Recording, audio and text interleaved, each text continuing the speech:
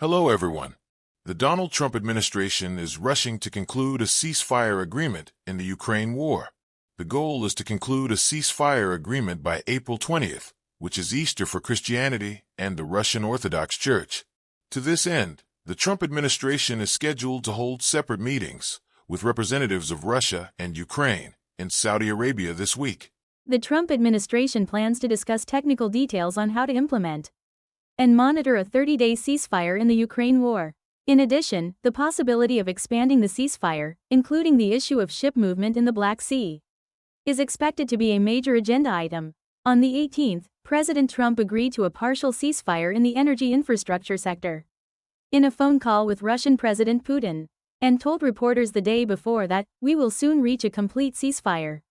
This is the first negotiation to resume since the 2022 negotiations in Turkey collapsed. At that time, the issue of allowing grain exports from Ukraine's Black Sea ports was discussed, but it fell through due to Russia's refusal.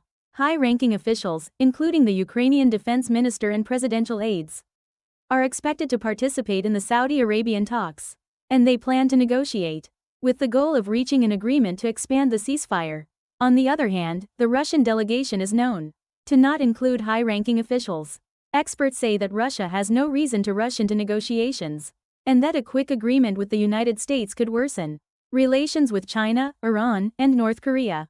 The fact that President Putin recently sent Russian National Security Council Secretary Sergei Shoigu to North Korea to deliver a personal letter to Chairman Kim Jong-un is also being interpreted as an important signal that Russia values its relationship with North Korea.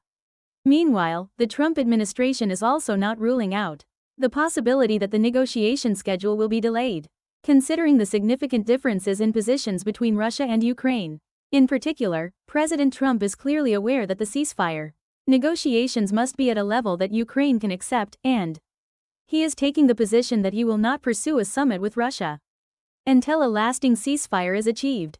The world is watching to see whether this negotiation will be an important opportunity to end the war, or whether it will lead to another impasse. We will continue to wait and see what the outcome of the negotiations in Saudi Arabia will be. Until now, it was J.J.Times.